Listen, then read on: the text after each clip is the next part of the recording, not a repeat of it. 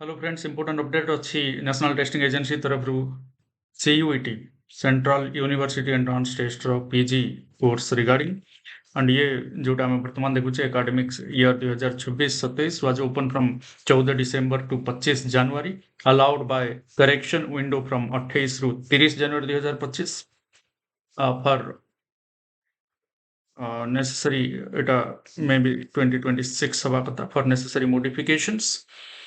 The exam will be conducted in computer based CBT mode रे हबो 2-3 shift रे per day 6 मार्च रु धरी 27 मार्च पर्यंत चलिबो 44 शिफ्ट्स रे 90 मिनिट्स each शिफ्ट रो ड्यूरेशन रहिबो 157 सब्जेक्ट्स रे हबो एंड एथिरे सब लैंग्वेजेस रे मध्य रहुची and English Hindi bilingual question paper आसीबो एवं एठी जो इंपोर्टेंट अपडेट्स अछि एथिरे हमें जो देखिबा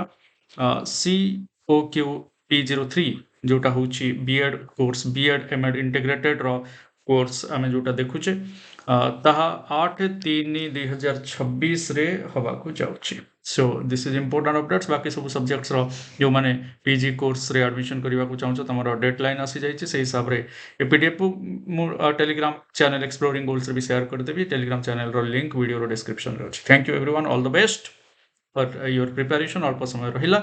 धन्यवाद. जय जगन्नाथ.